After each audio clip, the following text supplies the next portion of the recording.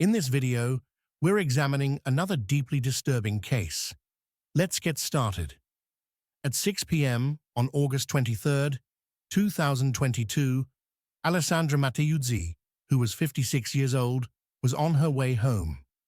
She lived in a normal apartment building on Via dell'Arcobaleno in a private area in the northern part of Bologna. It was almost 9 p.m. She was talking on the phone with her younger sister as she walked up to her building.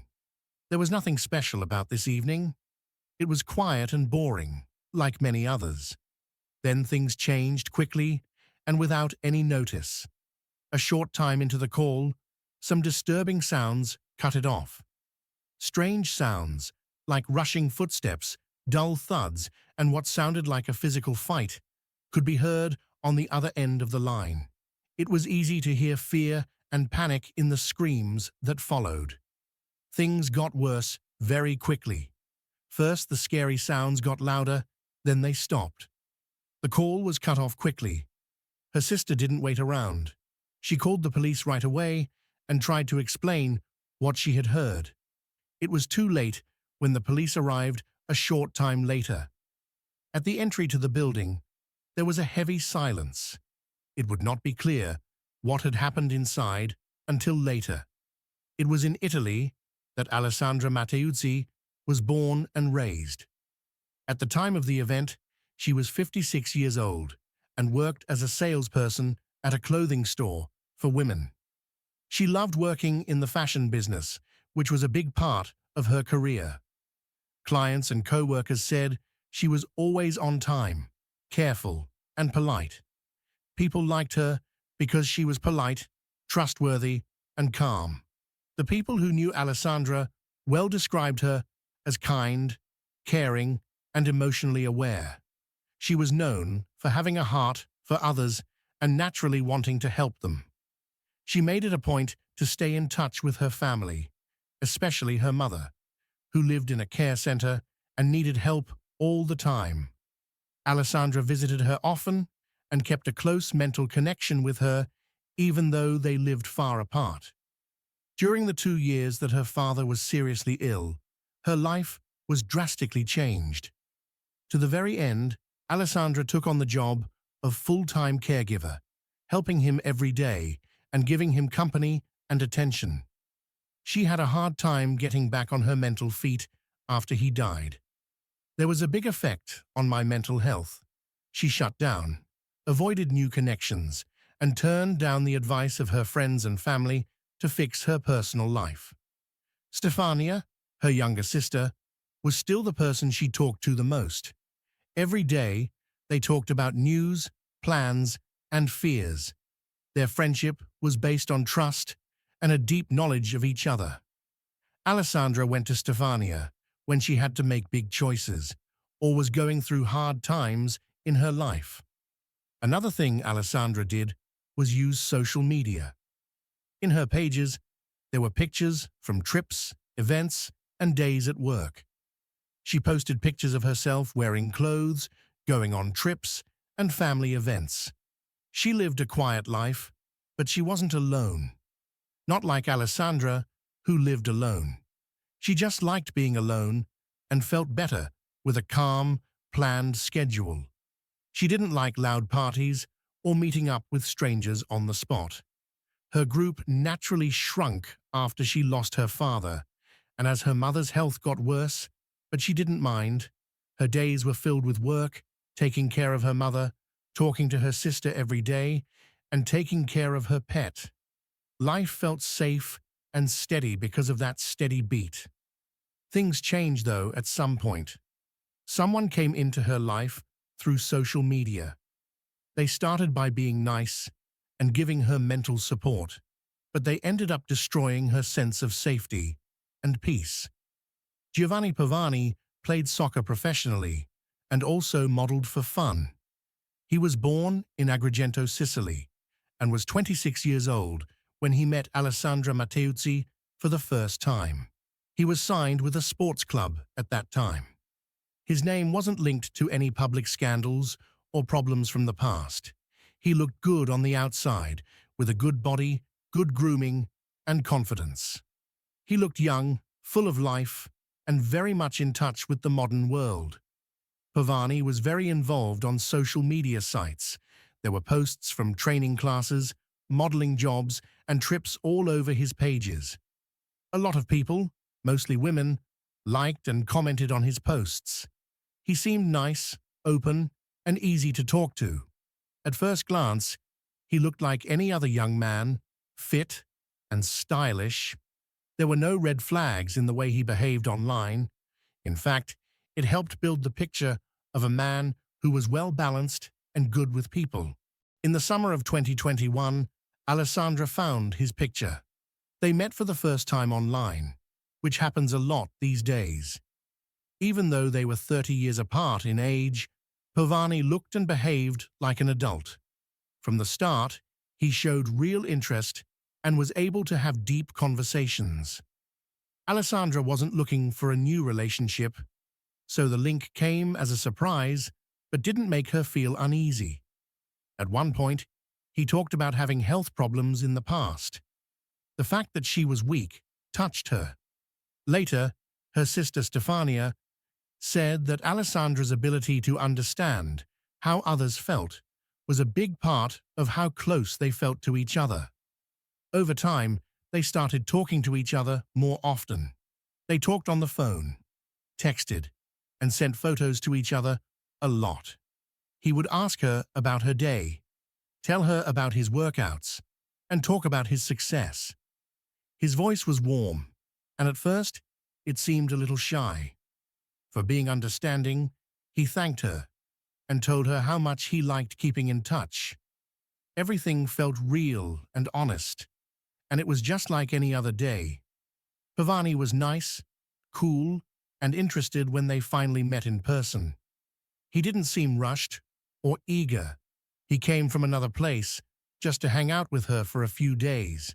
He saw her house, her normal life, and the people around her during that visit. He stayed within her limits. The time he offered to visit her mother in the care facility stood out. It was a kind act that made a big mark. This showed that he was okay with her life the way it was. They looked forward to these visits all the time. Their time together in Bologna was spent at her house, on walks, or just getting to know the city. He did daily things with her, showed interest in the things that were important to her, and tried to be there. He posed for pictures with her, put them online, and wrote her sweet words of support. He often told her how beautiful she was, how nice she was, and how calm she seemed to be in all situations. There was trust between them as their friendship grew. The age gap didn't seem to matter at that point. He respected her and called her a strong, beautiful, and grown-up woman. Alessandra wasn't used to men showing that much emotional care, but she thought it was real. Her sister had heard some of their talks and agreed that he seemed good at first, always polite and never pushy. Alessandra started to feel like she could lean on him and talk to him without worrying that he would judge her. They talked about everything from daily things to very personal things. He would text her in the morning and before bed and send her little gifts. He wasn't bothersome or bossy. He was just there in a way that showed he cared and was emotionally aware. But after a few months, things started to change. After the new year, the first signs of trouble showed up. As time went on, Pavani's actions got worse. He called Alessandra more often than normal and asked her in-depth questions about who she was talking to and how she spent her time. What started out as friendly chats turned into questions. His tone changed in a way that was easy to hear. He started to have doubts because he thought she was keeping something from him. Those suspicions kept coming back. He even got her sister Stefania involved by calling her and asking her to agree with him. What began as doubt quickly turned into strong, unwavering charges. Stefania remembered that his calls got meaner and meaner.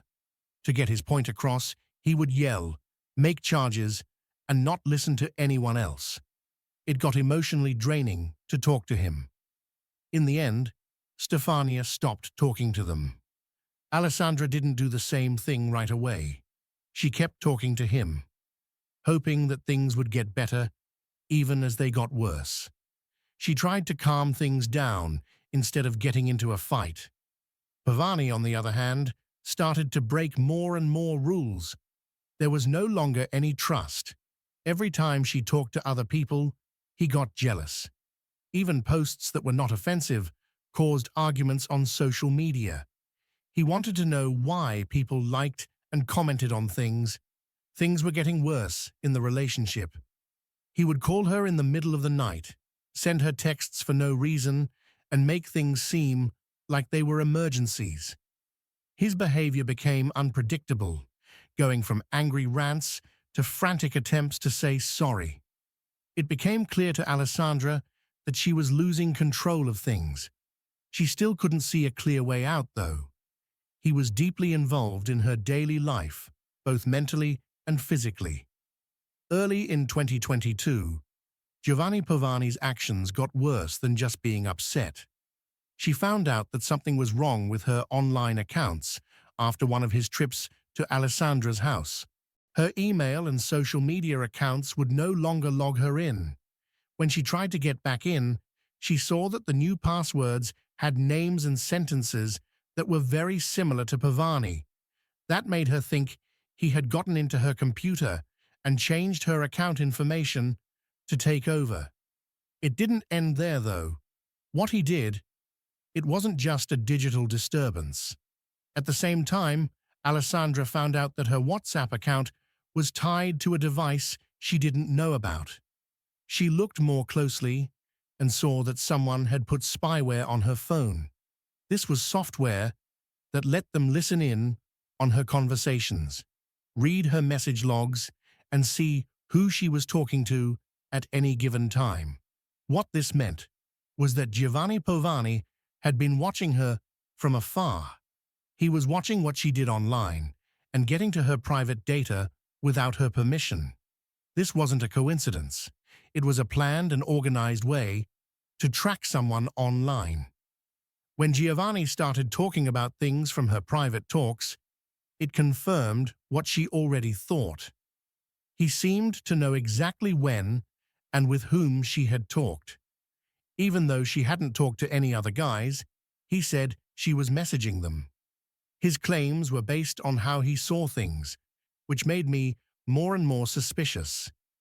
He acted with an unsettling sense of confidence and didn't care about her personal space at all. Every part of her internet life was under his control. He also put more pressure on them and kept an eye on them almost all the time. He told Alessandra that every 10 minutes she had to send him a short video clip of her surroundings. These clips showed where she was and what she was doing. If she said no, he would get angry and accuse her of lying, threaten to end the relationship, and demand that she give him regular updates. His tone became more and more authoritative. Alessandra didn't feel like a partner anymore. She felt like she was being watched and in a tight spot. In the end, it was clear that Giovanni had not only hacked into her phone, but also her home protection system. He was watching her live because he had hacked into her security cams. This was proven by a message found between Giovanni and his mother.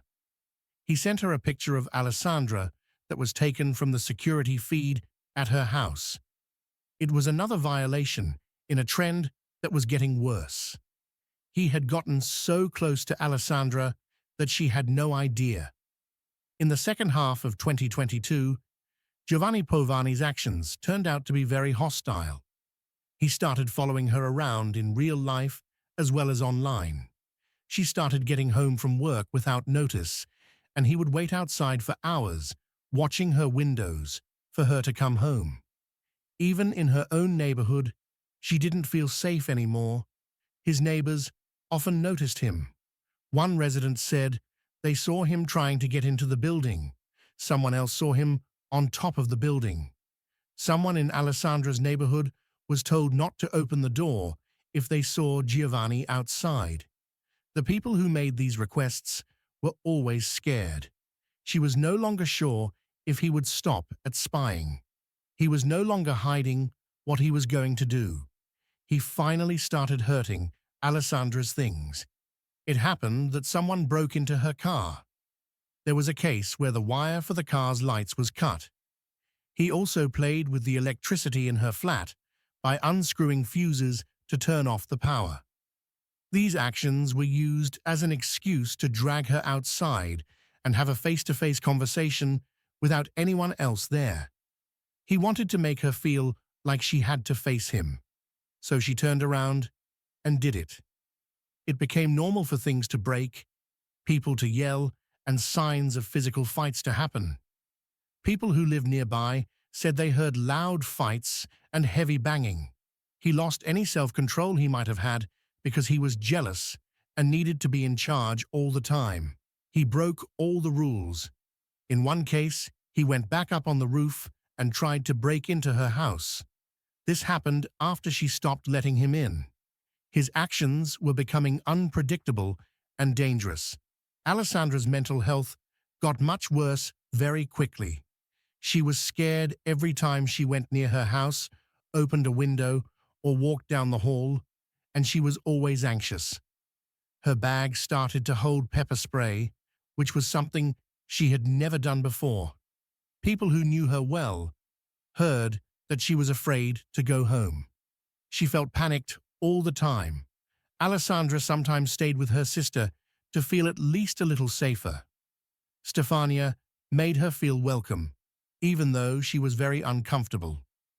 Alessandra couldn't stay away for long. Even on those nights, she did go out. Her very close dog was still at the flat, and she missed him a lot. Going back home wasn't an option. It had to be done.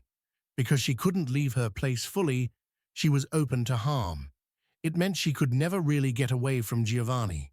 The time between July and August was the most stressful. Alessandra knew that she wasn't safe. In an open conversation with Stefania, she told her about specific instances of aggressive behavior. But even then, she kept looking for ways to calm down. She didn't want to argue with him, because she thought that he might change something about the way he was acting. But Giovanni's fixation grew stronger. Distance didn't mean anything to him. He saw it as an insult. Because the risk was getting worse, Alessandra Mattai chose to look for safety. The first police report she made was on July 29th, 2022. In the lawsuit, she talked about what Giovanni Povani did, including how he stalked her, invaded her privacy, and made her feel threatened all the time. She sent proof, including screenshots of threatening texts and pictures that showed he was close to her house. Even though she tried, no instant safety measures were taken. That's how the next few weeks went. Alessandra stayed scared and worried, but she kept in touch with the police.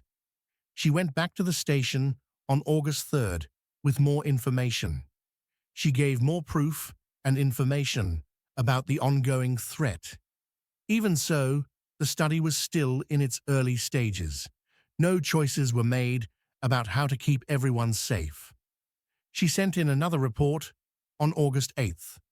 The bothering still hadn't stopped by that time. Povani kept coming up to her house, trying to get inside and making her feel uncomfortable. Alessandra told him that she thought things were getting out of hand.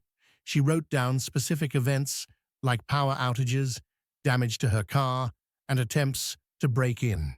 Text messages with angry themes were sent at the same time as these actions. On August 13th, there was a fourth meeting with the police. Alessandra made it clear again that she was scared for her life.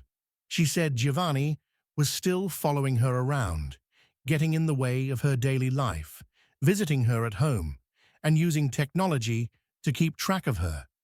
In the case file, there were now direct quotes from his texts that made it clear that he meant to hurt the person. There was one of Alessandra's words that really scared me. "I don't want to die." That sentence really showed how she felt. But the police answers didn't really reassure her. No steps that could be taken were taken. There was no official warning or restraining order given by the authorities, and there was no surveillance around Pavani's apartment. Officials pointed to rules for the process and the need for more witness accounts.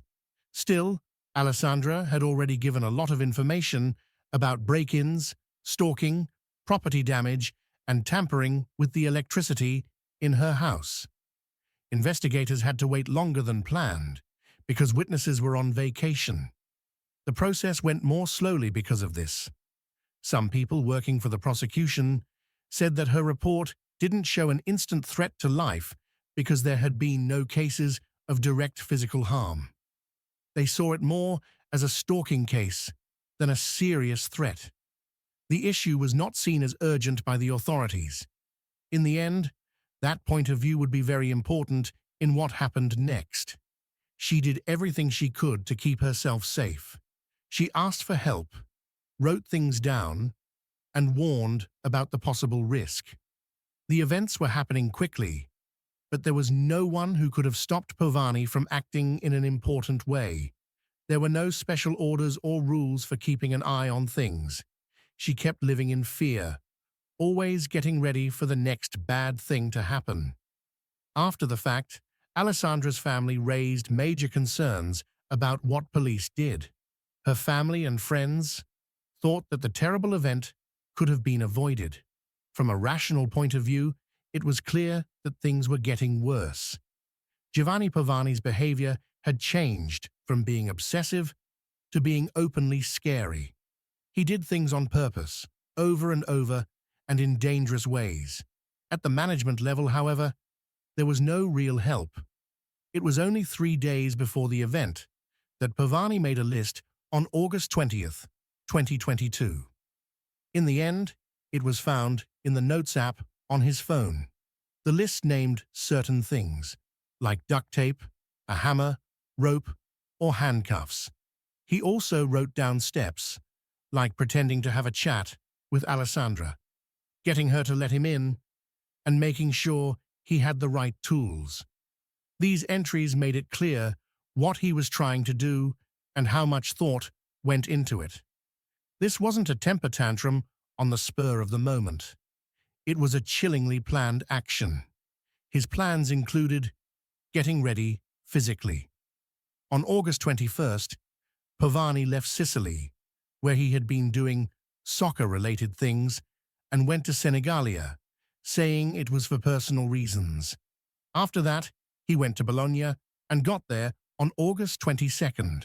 Later, travel routes and timestamps proved this schedule to be correct. He didn't let Alessandra know that he was coming. His actions were sneaky, which suggests he was trying to catch her off guard. He hid a hammer in a bush near Alessandra's house when he got to Bologna. He had already looked around and found a quiet spot in the apartment building. He put the tools somewhere that would make it easy for him to get it when there was a need.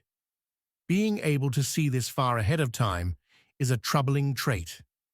Investigators also found that he climbed to the roof of the building to watch Alessandra come back. That took place just hours before the crime. One of the scariest pieces of proof was an entry Pavani had made in his digital journal weeks before. In a note from July 2nd, he said, "I'll end her because she emotionally ended me." He made himself look like a victim by saying that Alessandra was using him and making him look unstable.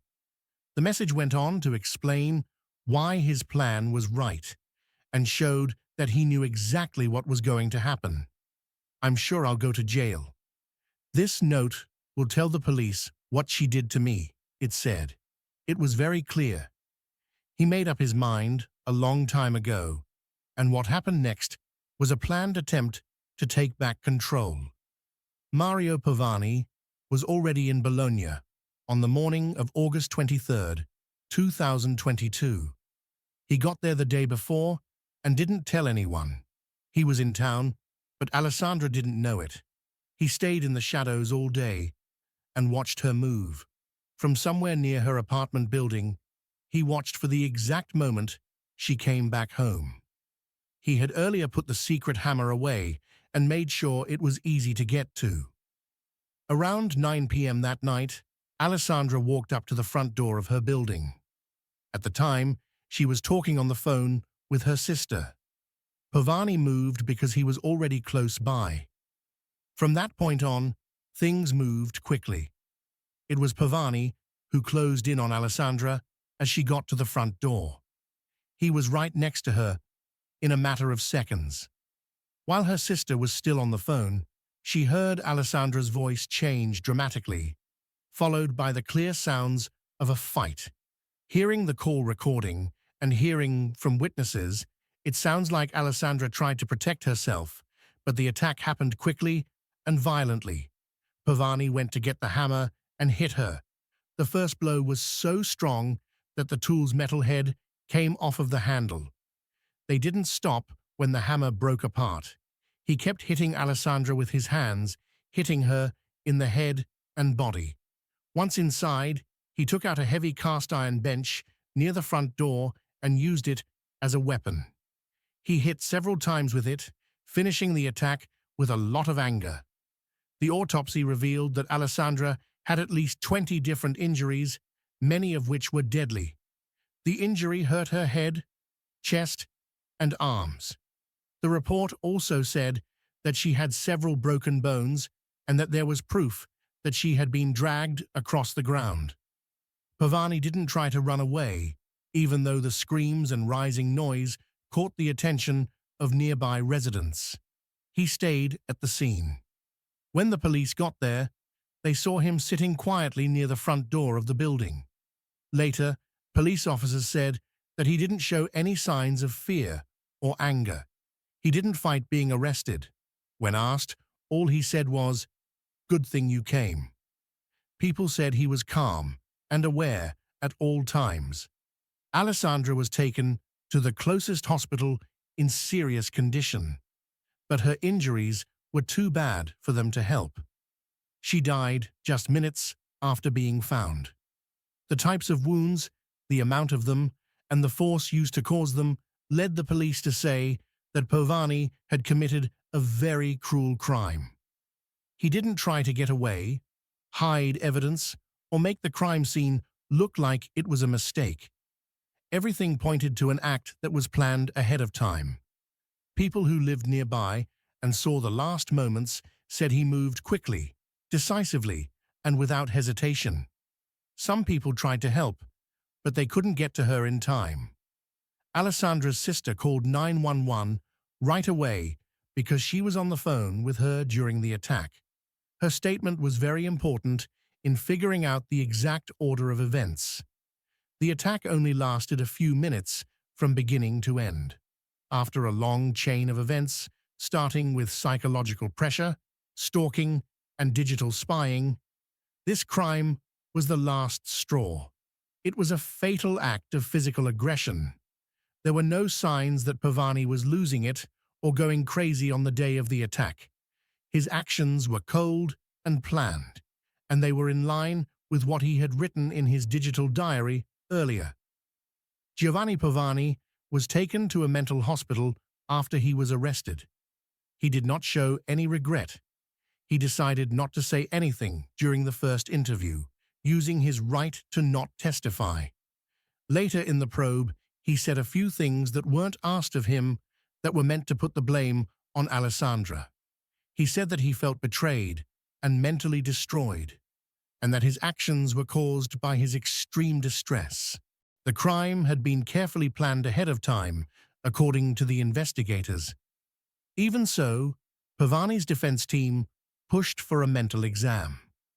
The court talked about possible mental health problems, such as suspicious and obsessive behavior. In the end, the experts came to the conclusion that he knew exactly what he was doing and was able to control it. So, there was no such thing as legal crazy. Pavani said one last thing before being sentenced. He said he felt like he had been having a bad dream. He also said that he should get the harshest punishment if the court thought he was mentally fit. He said he was a broken man and tried to explain the crime by saying that Alessandra had made him feel bad about himself. The court didn't agree with Giovanni Pavani's argument. The facts of the case, how well he prepared, what he wrote in his journal, and how calm he was after the attack all showed that he knew exactly what he was doing. He tried to put the blame on the victim by saying that he was emotionally destroyed, but this was shown to be false. The court decided that his actions were not caused by a mental breakdown, but by extreme jealousy and a need to get back in charge. People thought that his answers were an attempt to make sense of a carefully planned crime.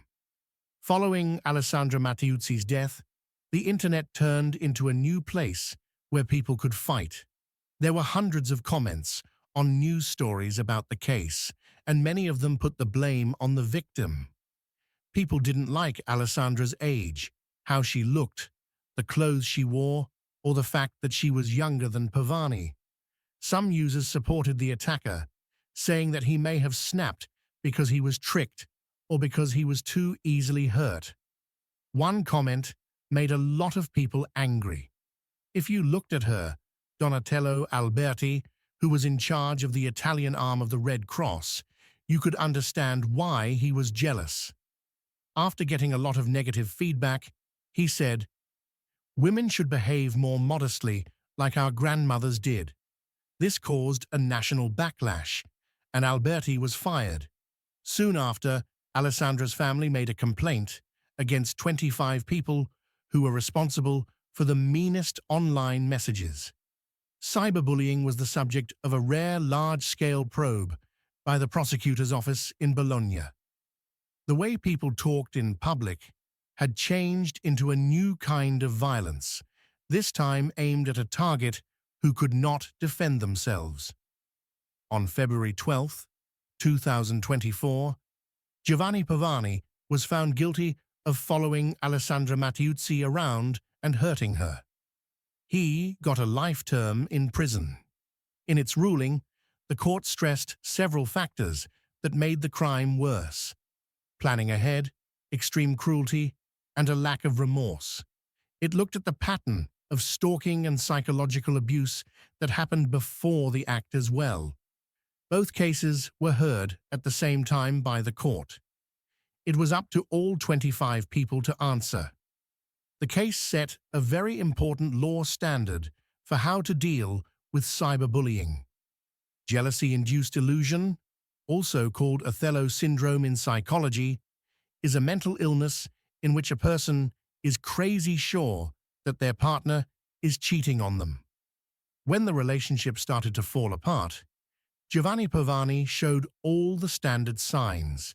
He was very controlling, made accusations over and over, invaded people's privacy, and became more and more angry.